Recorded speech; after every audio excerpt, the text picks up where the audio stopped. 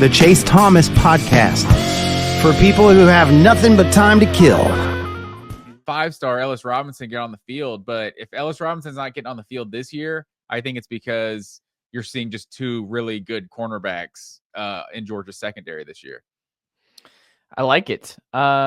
Switching gears here on the Tennessee side of things, there's a lot of options to this question that I thought was interesting. And for me, there's a couple different guys who stand out in terms of who it's a big contract year for. And I think the biggest one is probably Lance Hurd at left tackle. I think as a redshirt sophomore, former 5-star guy, if he has a really big year, because you have Bennett Warren behind him, because you have David Sanders, who is on the right side right now, starting off as a true freshman 5-star, I kind of wonder if he stays there, if that's something he eventually slides over to left tackle. I mean, that's just, you want your premier guy at left tackle, protecting the quarterback's blind side and things like that.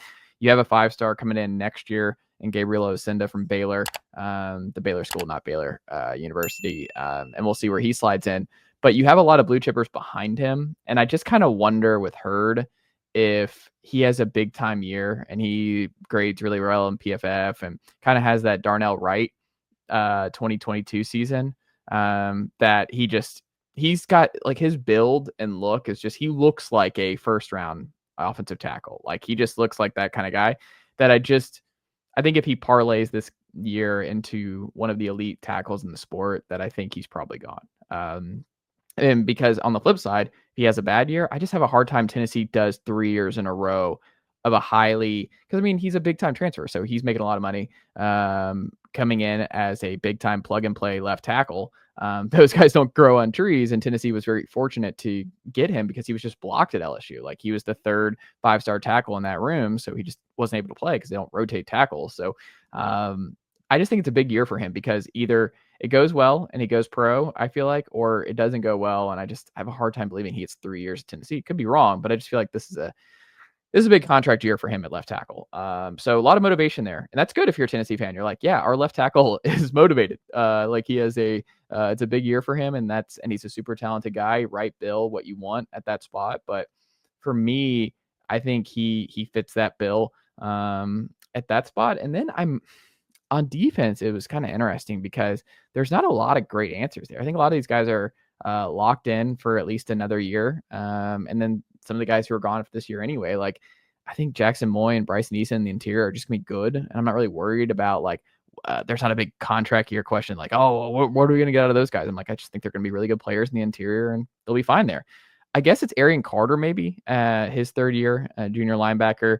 Now that Keenan Peely is gone, like he's the veteran leader at that linebacker spot. And he's a super talented guy that Tennessee beat Alabama for 3 years ago.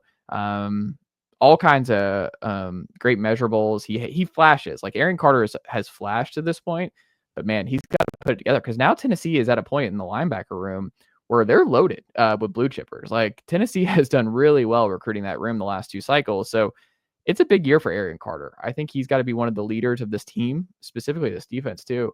But I'm very curious what Arion Carter looks like for Tennessee and if he makes that final star-like leap, because Tennessee hasn't had a star linebacker to this point in the Heupel era. And obviously with their history with Al Wilson and everybody, like it's they've had some big time linebackers come through University of Tennessee, but to this point have not had that because Keenan Peely was good. He just was not able to stay healthy. And then I think Jeremy Banks was a little underrated for Tennessee early on, but still just not a star linebacker. So I don't know. I think it's a big year for Arion Carter because he had big expectations coming in, and he hasn't put it all together for a full year yet, but I think he has the talent to do it. I hope we didn't have to go all the way back to Al Wilson to find a good linebacker. I mean, Reeves Maben was right there. There's some guys. I mean, there's AJ Johnson. There've been some good. Gerard Mayo, can you get a shout? Gerard Mayo as well. Yeah. I'm just saying, like Al Wilson's the best. So I was just saying, like I was throwing out Al Wilson. It's not linebacker you like over in Athens, Georgia, but yeah, it's solid. It's solid. I mean, yeah, Georgia's dominated in the linebacker spot. I'll say that Georgia of late has been LBU. Yeah, I think so. But yeah, I think I don't have much to add to your points. I think you've been grinding left tackle. You've been grinding the Arion Carter tape. Left tackle especially is one of those get paid type positions. Yeah. So if Lance Hurd has a good year, he could definitely get paid. College football, though, as a whole, Matt Green, Connor O'Gara of Saturday Down South wrote a column this week. There's been a lot going on, so if you missed it, it's an interesting read, but it's something that. Do you know what's funny? Because I saw like Ari Wasserman wrote for On3. I think he was responding to it. Nicely done, nephew.